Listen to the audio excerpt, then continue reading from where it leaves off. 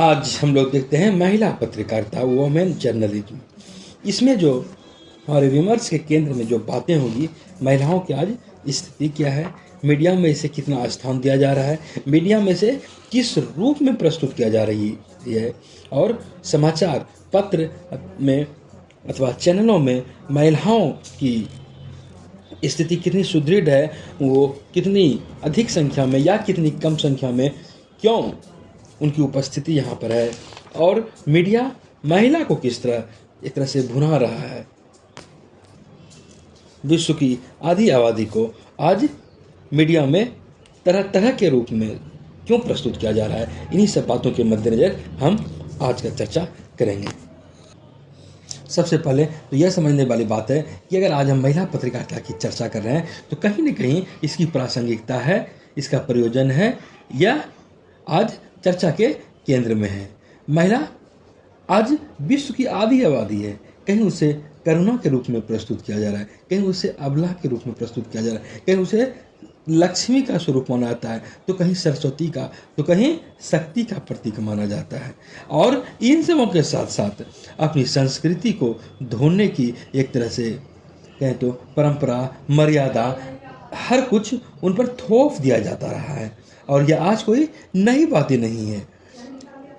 और महिला प्रधान समाज की बात तो कही जाती है, लेकिन सिद्धांत और व्यवहार जब दोनों बातें आती है तो एक तरह से कहीं न कहीं द्वंद्व की सी स्थिति दिखती है। सैद्धांतिक स्तर पर उसे हम आधी आबादी का दर्जा देते हैं, लेकिन व्यवहारिक स्तर पर उसे हम वो स्थान, वो सम्मान नहीं दे पाते हैं जिसके कि वे स्वतः हकदार हैं। कहीं न कहीं पुरुषवादी मानसिकता इस तरह बना दी गई है, थोप दी गई है कि ऐसा लगता है कि मानो उनका स्तर सामान्य से कम है, लज्जा उनका आभूषण है, और एक सुंदर सुरुचिपूर्ण काया ही के रूप में ही उनकी छवि स्वाभाविक है। लेकिन इसका दूसरा पहलू भी है। आज उसे इस रूप में प्रस्तुत क्यों किया जा रहा है? क्या उनकी नुमाइंदगी इसी रूप में हो रही है, उसकी प्रदर्शन इसी रूप में हो रही है? यहाँ पर अगर हम देखें तो दोनों तरह की बात दिखती है आपको। लज्जा एक तरह से कहीं तो अपनी संस्कृति से इस तरह अटूट रूप से जुड़ी हुई है कि यह बदल नहीं सकता, और दूसरे शब्दों में कभी कभी लगता है कि यह शब्द टूटकर अब बिखरते जा रहा है। आप यह भी सुनते होंगे कि किसी पुरुष की सफलता में औरत का योगदान होता है, स्त्री का योगदान होता है, और औरत पुरुष की अर्धांगिनी होती है। दोनों मिलकर ही पूर्ण जीवन जीता है, पूर्णत्व की प्राप्ति होती है, और किसी पुरुष की जीवन में उजाला लाने का काम कोई स्त्री करती है। और अगर कोई पुरुष शादीशुदा नहीं है तो फिर उसके जीवन में वो रौनक नहीं आ सकता है। मर्द की वीरान दुनिया को वही बागबान बनाती है। और कहने का मतलब यह है कि ऐसी सारी बातें हमारी सामाजिक परिपाटी में रच बस सी गई है, और यही कारण है कि हमारा मीडिया जगत भी समाज से अछूता नहीं है। और यहाँ पर भी समाज की वो छवि संचार साधन में भी दिखती है, और यही कारण है कि महिलाओं से जुड़ी हुई बहुत सारी खबरें आज समाचार का अंग बनती है, मीडिया में स्थान पाती है। चाहे दहेज प्रथा की बात हो, उनका शोषण की बात हो, तलाक की बात हो, यौन शोषण की बात हो, उनके शिक्षा की बात हो, उनके पिछड़ेपन की बात हो, उनके उड़ान की बात हो, उनके किसी भी क्षेत्र में सफलता की बात हो, आज उनकी सफलता को भी मीडिया में प्रस्तुत किया जा रहा है, और उनको जागरूक भी किया जा रहा है। उनके वो अगर गृहिणी के रूप में उनकी छवि है, उनकी कुकिंग के लिए ही वो प्रसिद्ध है, उसी के रूप में उसकी स्वाभाविक वृत्ति मानी जाती है, तो आज कुकिंग को भी आज के दौर में वह स्थान, वह सम्मान मिलते जा रहा है, जहाँ की वह एक किसी सामान्य पुरुष की भांति सम्मान, सफलता संपन्नता के साथ जी सकती है। महिलाओं के संदर्भ में जो बातें आज मीडिया में प्रस्तुत हो रही है, प्रकाशित हो रही है, प्रसारित हो रही है, उस संदर्भ में हम ये देखते हैं कि तरह तरह के समाचार सकारात्मक तो नकारात्मक खबर भी आती हैं, और कभी कभी ऐसा लगता है कि उसे परोसा जा रहा है, उनकी साथ दुर्व्यवहार होता है, उनका करुणा के साथ प्रस्तुत किया जाता है। यहाँ तक तो मामला ठीक होता है, लेकिन जब मामला सनसनीखेज तरीके से प्रस्तुत किया जाता है, एक तरह से कहें तो चटपटापन लेकर जब दिखाया जाता है, लिखा जाता है, पढ़ा जाता है, देखा जाता है, तो फिर लगता है कि नहीं, उन्हें तो एक वस्तु का स्वरूप दिया जा रहा है। इन स्थितियों में आवश्यकता है कि नारी को, स्त्री जाति को, स्त्रियों को किस तरह इसका वो विरोध करें, यहाँ पर किस तरह वे अपनी बात रखें।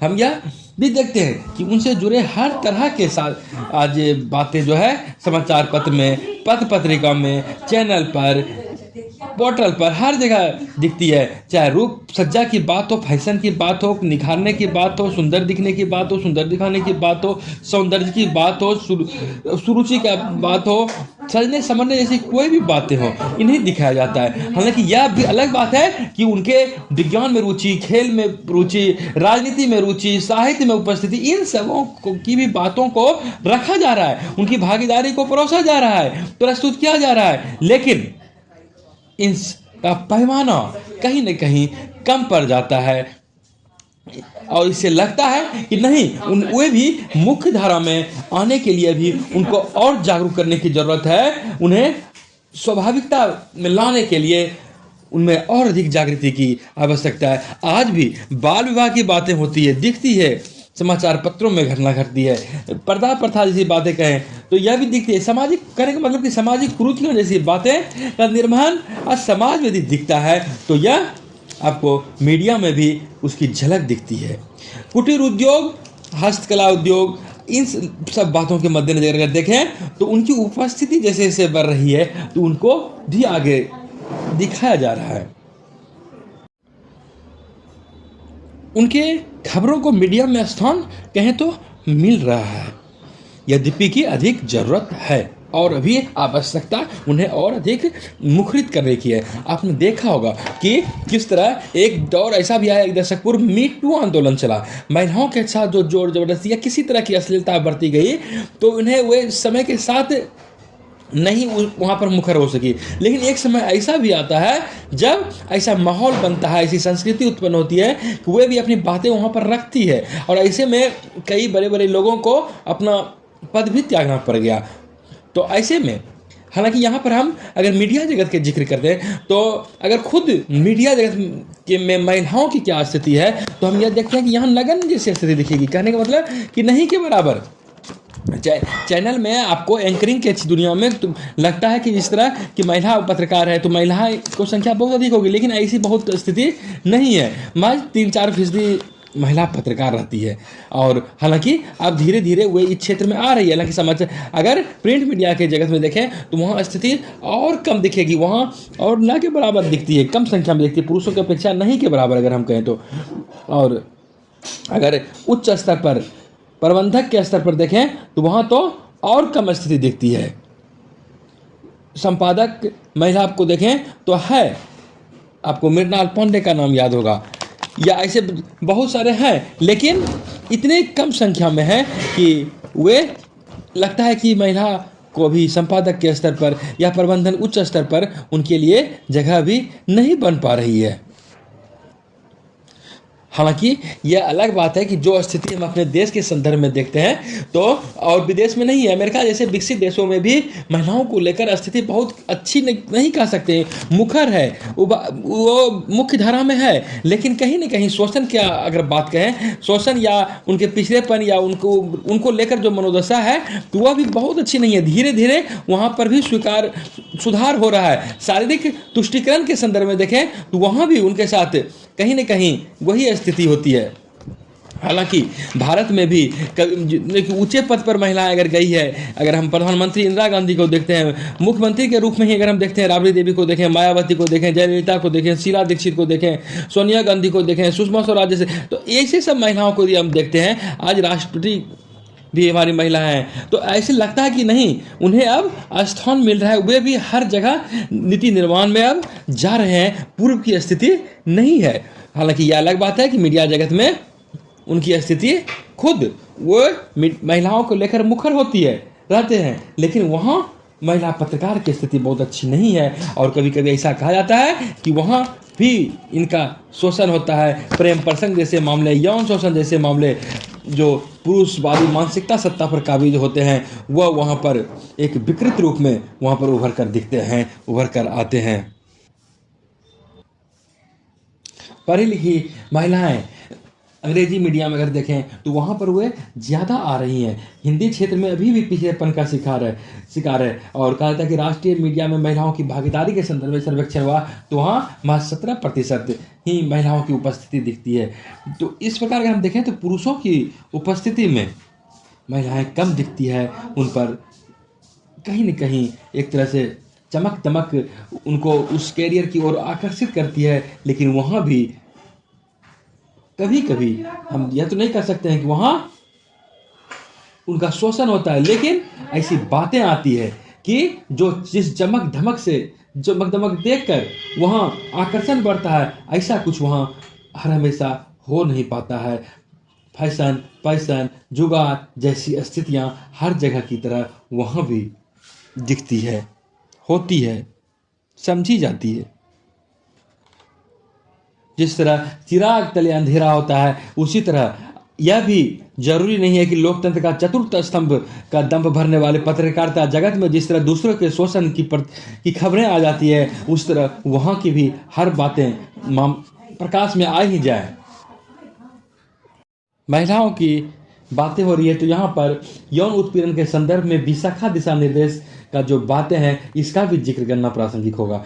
धारा 14, 19, 21 के तहत बुनियादी अधिकार कामकाजी महिलाओं को प्रदान किए गए हैं। और जिस तरह की यौन शोषण, यौन अपराध की बातें आती है, तो इससे बचने के लिए कार्यस्थल पर उनका किसी तरह का उत्पीड़न जैसी स्थिति नहीं हो, इस संदर्भ में अदालत ने उनके लिए कुछ दिशा निर्देश दिए थे, जो अगस्त 1997 की ही बात है। यहाँ पर वह विशाखा दिशा निर्देश के नाम से जाना जाता है।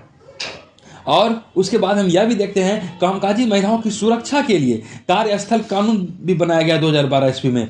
वहाँ पर जो प्रमुख बातें हैं यह भी जान लें कि वहाँ जो बातें कही गई है उसमें, यदि किसी महिला पर शारीरिक संपर्क करने के लिए दबाव डाला जाता है या फिर अन्य तरीके से उस पर ऐसा करने के लिए दबाव बनाया जाता है, या किसी भी सहकर्मी, वरिष्ठ या किसी भी स्तर के कर्मी द्वारा उसे यौन संबंध बनाने का अनुरोध किया जाता है या फिर उस पर ऐसा करने के लिए दबाव डाला जाता है, किसी भी महिला की शारीरिक बनावट, उसके वस्त्रों आदि को लेकर भद्दी अश्लील टिप्पणियां की जाती है, तो यह भी एक कामकाजी महिलाओं के अधिकार के हनन की श्रेणी में आता है। किसी भी महिला को किसी भी तरह से अश्लील और कामुक साहित्य दिखाया जाता है तो ऐसा कुछ करने की कोशिश की जाती है। किसी भी तरह के मौखिक या अमौखिक तरीके से यौन प्रकृति का अश्लील व्यवहार किया जाता है, तो ऐसी परिस्थिति यदि बनती है तो आप उसके खिलाफ अत्याचार कर रहे हैं, अपराध कर रहे हैं, इसके लिए आपको सजा हो सकती है। महिलाओं के साथ किसी भी प्रकार का द्व्यर्थी संवाद करें या गाली का प्रयोग करें, उसके रंग, शरीर, टिप्पणी, अश्लील गीत, गाना, अश्लील मजाक, इन सब संदर्भ में यदि बातें होती है तो यह भी अनैतिक होता है और संवैधानिक होता है। किसी भी प्रकार की उत्पीड़न संबंधी उसकी सहमति से ही आप करते हैं, शारीरिक या अमौखिक किसी भी उत्पीड़न करते हैं, अगर उसको किसी बहकावे में लाकर अगर उनका सहमति बना दिया जाता है तत्काल बहकावे में लाकर, तो भी आप फिर वहाँ पर दोषी के शिकार हो जाते हैं। खैर, यहाँ पर चूंकि महिला से संबंधित चर्चा कर रहे हैं, यहाँ पर एक सामान्य बातें जो रखनी चाहिए, होनी चाहिए, जो कि आपको कहीं न कहीं एक हद तक सुरक्षित रखती है, उसमें यह बातें भी आती है कि अगर कोई व्यक्ति आपको लगता है कि वो अशिष्ट है तो उससे दूरी बनाकर चलना चाहिए और उससे कार्यस्थल पर भी सबों के सामने मिलना चाहिए, अकेले में नहीं मिलना चाहिए। और किसी व्यक्ति से अगर कोई मिलना है तो केबिन का दरवाज़ा बंद नहीं रखना है। सहकारी आपके अधिकारी हो या सहकर्मी हो साथ हो, उससे एक निश्चित दूरी बनाकर रखने चलें और कोई मजाक या कमेंट में अश्लीलता न हो, न बढ़े, इस बात का सीमा आपको तय करना है। और अकेले में काम करने से बचें। और एक तरह से कहें तो नैतिकता का पालन अगर आप करते हैं तो आप शोषण के शिकार होने से बचते हैं, कानूनी झंझावटों से बचते हैं। नैतिक आचरण सामान्य शिष्टाचार का उल्लंघन करें तो वहाँ पर से हटने में ही भलाई होती है, महिलाओं की भी और पुरुषों की भी।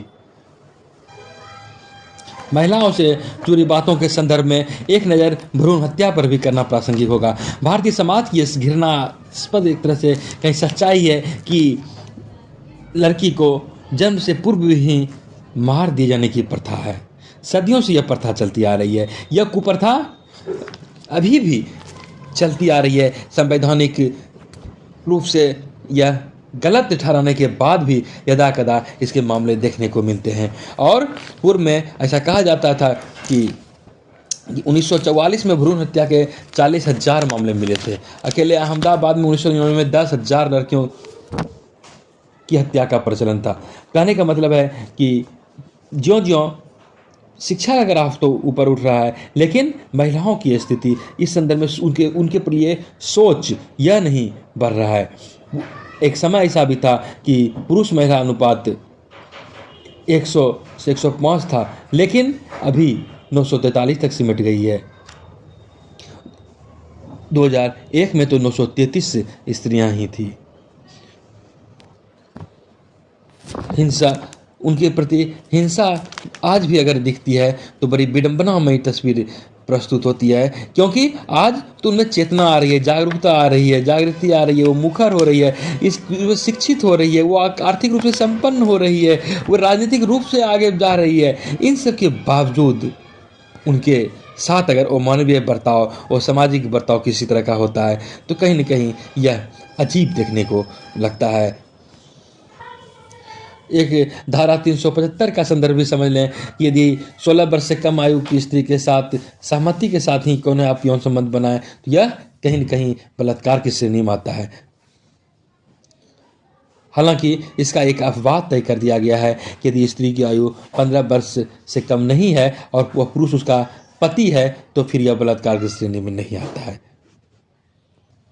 हालांकि यह भी स्पष्ट समझ लें कि हिंदू विवाह अधिनियम 1995 हो या बाल विवाह निरोधक अधिनियम 1929 की बात क्यों न करें तो यह विवाह के समय वधू जो लड़की है उसकी आयु कम से कम 18 वर्ष होनी चाहिए। हालांकि अब 21 वर्ष करने का भी प्रावधान किया जा रहा है, अभी नहीं है ये। बलात्कार के बाद जहां दोषी को सजा का प्रावधान है, वहीं इस देश में धारा 155(4) ऐसा कानून है जहां अगर कोई पुरुष किसी का बलात्कार करता है और यह सिद्ध हो जाता है कि वह स्त्री वेश्या है तो फिर वह पुरुष आसानी से छूट जाता है। दूसरी ओर ऐसे भी प्रावधान है कि बलात्कार के बाद फांसी जैसी भी बातें होती है, उम्र कैद जैसी भी बातें होती है। हालांकि मानवाधिकार के संदर्भ में देखें तो कभी कभी ऐसा लगता है कि अपने यहाँ कानून कई तरह के उतार चढ़ाव और कैसे कैसे विरोधाभास यहाँ पर दिखते हैं। दुष्कर्म संबंधी चर्चा हो रही है तो यहाँ पर एक जागरूकता संबंधी बात यह समझ लें, चूँकि तमाम कानून, तमाम प्रावधान, तमाम चेतावनी, तमाम जागृति के बावजूद दुष्कर्म संबंधी बातें इस समाज में होती है। और यहाँ पर एक तरह का अगर कहें तो जागरूकता संबंधी बात, यदि किसी महिला के साथ कभी दुष्कर्म हो जाए तो उसे क्या करना चाहिए, क्या नहीं करना चाहिए। उसे तो अगर किसी के साथ दुष्कर्म हो जाए तो उसे तुरंत नहाना नहीं चाहिए, अपने कपड़े नहीं धोना चाहिए। क्योंकि ऐसा इसलिए क्योंकि कपड़े पर या उसके शरीर पर जो सबूत होते हैं, जो निशान पड़ते हैं, वह प्रारंभिक सबूत होते हैं और मेडिकल जांच में वह फिर वहाँ पर वो सहायता करते हैं, दोषी को सजा दिलाने में वह फिर सहायक होता है। और किसी के साथ यदि ऐसा दुर्भावना हो जाता है तो उसे किसी पुरुष या महिला के साथ पुलिस स्टेशन में जाकर FIR करना चाहिए और उसके बाद उसका मेडिकल रिपोर्ट होता है। प्रावधान यह भी है कि सबूत के तौर पर जो कपड़े प्रस्तुत पेश किए गए वह पुलिस द्वारा महिला के सामने ही सील पैकेट में बंद होने चाहिए और रिपोर्ट की कॉपी भी पीड़िता को देनी चाहिए। और यदि संभव हो तो अपनी पसंद का वकील करके पुलिस स्टेशन संपर्क करना चाहिए। यदि पुलिस या चिकित्सक रिपोर्ट जांच करने में आनाकानी जैसी बातें होती है तो यहाँ पर अपने राज्य में, अपने देश में महिला आयोग है, महिला संगठन है, मानवाधिकार आयोग है, आवश्यकता अनुसार इनसे भी सहायता लेनी चाहिए। कोई पुरुष यदि दोषी साबित हो जाता है तो उसे उम्र कैद की सज़ा हो जाती है, और कभी कभी पीड़िता को मुआवजा भी दिया जा सकता है। और यह भी समझ लें कि बलात्कारी व्यक्ति की यदि हत्या भी हो जाती है और यह दोषी हो जाए कि महिला दोषी नहीं है और वो बलात्कार सही में करने का प्रयास किया है, तो फिर वहाँ पर वो महिला दोषी नहीं होती है।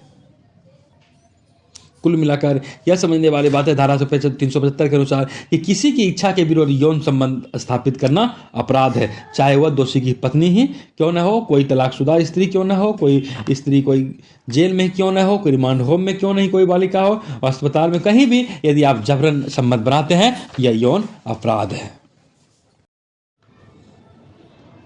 हालांकि हम यह अंत में कह सकते हैं कि भारतीय नारी को लेकर जो कल्पना की जा सकती है, जो मन मस्तिष्क में उसको लेकर छवि उभरती है, वो एक कोमल, शालीन, सौम्य छवि का दर्शन होता है और उसका ही एक अपेक्षा लेकर लोग चलते हैं।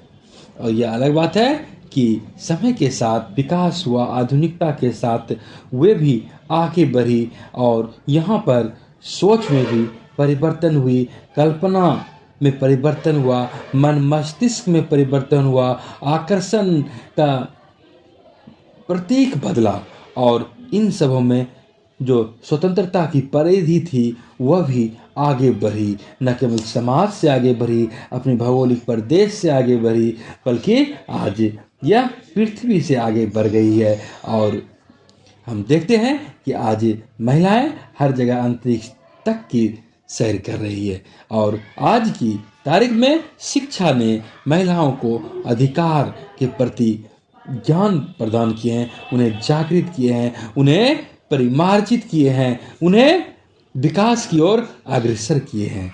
और जो हमारी रची बसी मानसिकता थी वह कहीं न कहीं टूटती जा रही है। अपनी बुद्धि विवेक के अनुसार जो रूढ़िवादिता थी वह हटती जा रही है। आदिम युग जैसा मानव नहीं रहा, मानव मस्तिष्क विकास की सीढ़ी चढ़ रहा है, आधुनिकता की ओर अग्रसर हो रहा है। इन तमाम बातों के मद्देनज़र एक चीज़ जो उभरती है, जो कि स्त्री के संदर्भ में यह समाज उसे थोपती है, यह है नैतिकता की। और यह नैतिकता के संदर्भ में हम यह कह सकते हैं कि नैतिकता भी समय के सापेक्ष बदलते जा रहा है। ड्रेस को लेकर ही अगर हम देखें तो जो मानसिकता आज से 5 दशक पहले थी, 4 दशक पहले थी, 19 ग्लोबलाइजेशन के पहले थी, वह आज नहीं रही। नैतिकता, सामाजिक मूल्य ग्लोबलाइजेशन का असर कहें या पश्चिमीकरण का असर करें या कहें या औद्योगिकरण का असर करें, तो हर चीज़ बदलती जा रही है। यह नैतिकता भी व्यक्ति के सोच से उत्पन्न होती है और यह सोच पीढ़ियों में बदलती जा रही है। वह पीढ़ी नहीं रही जो अंधविश्वास के जकड़न में जकड़ी हुई थी। आज इसमें उभार है, इसमें जागृति है, इसमें चेतना आई है और नैतिकता का मापदंड लोग स्वयं तय करने के आज काबिल हैं, अपनी स्वायत्तता को बनाए रखने में सामर्थ हैं। और यह स्वायत्ततावादी भावना ही व्यक्तिवाद की ओर अग्रसरित करती है, उसे स्वतंत्रता प्रदान करती है, उसे खुद नैतिकता के मानक गढ़ने के लिए तैयार करती है।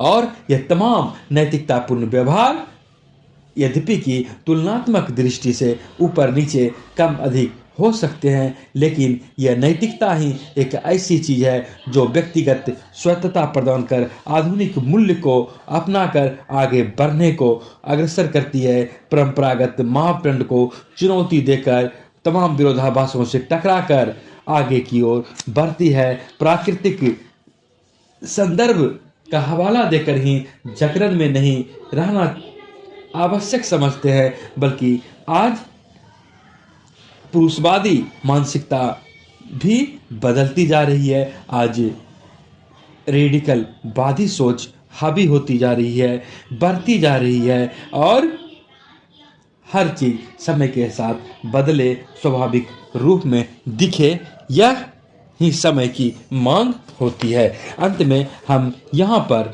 नारी का एक उदाहरण देकर अपना बात यहाँ पर खत्म करना चाह रहे हैं कि नारी में बहुत शक्ति होती है, वह संस्कृति का आधार है। नारी नहीं है तो फिर पुरुष भी नहीं है। और इस पुरुषवादी भावना को, अगर उनके प्रति किसी तरह का दुराग्रह है तो इसमें बदलाव लाना चाहिए। आज अपनी संस्कृति पर भी हम यदि गर्व करते हैं तो आज सती सावित्री का उदाहरण इसका जीवंत प्रमाण प्रस्तुत करता है कि वो यम के दरबार से भी पुरुष को जिंदा लौटा कर ला सकती है। आज की महिलाएं यदि शिक्षित होगी, जागृत होगी, अपने अधिकार को समझेगी तो न केवल हमारा घर, हमारा परिवार अच्छा होगा, बल्कि हमारा समाज, हमारा देश भी आगे बढ़ेगा। आज हर स्तर पर सोच में बदलाव की आवश्यकता है। प्रेम, करुणा, वात्सल्य की प्रतिमूर्ति के साथ साथ त्याग, बलिदान, समर्पण की जो मिसाल महिलाएं प्रस्तुत करती है वह अन्यत्र संभव नहीं होती है। मीडिया जगत में इन तमाम पहलू को आज अंगीकार किया जा रहा है, इसे प्रस्तुत किया जाता है। बात महिला पत्रकारिता की हो रही है तो कुछ महिला पत्रकारों का नाम लेना भी समीचीन होगा, प्रासंगिक होगा। हेमंत कुमारी देवी को पहली महिला पत्रकार होने का गौरव है। कहा जाता है कि 1888 में इलाहाबाद से प्रकाशित महिलाओं की पत्रिका सुगृहिणी की वे संपादक थी। आज कुछ प्रमुख महिला पत्रकारों का नाम हम लेना चाहेंगे यहाँ पर। बरखा दत्त, दुपारी तिवारी, साजिया इल्मी, तबलीन सिंह, वर्तिका नंदा, क्षमा शर्मा, मृणाल पांडे, ईरा झा, एकता सिंह, अर्चना विजया, रिद्धिमा पाठक, करिश्मा कोटक, संजना गणेशन, शिवानी डांडेकर, रोशेल राव, सारा जैन डायस, मयंती लंगर, शिफाली गुप्ता, नस्प्रीत कौर, अमृत्या चौरसिया, प्रियंका चतुर्वेदी, प्रीति सिंह, मीनाक्षी लेखी आदि ऐसे महिला पत्रकार हैं जो कि अन्य के लिए प्रेरणा स्रोत का काम कर रही है।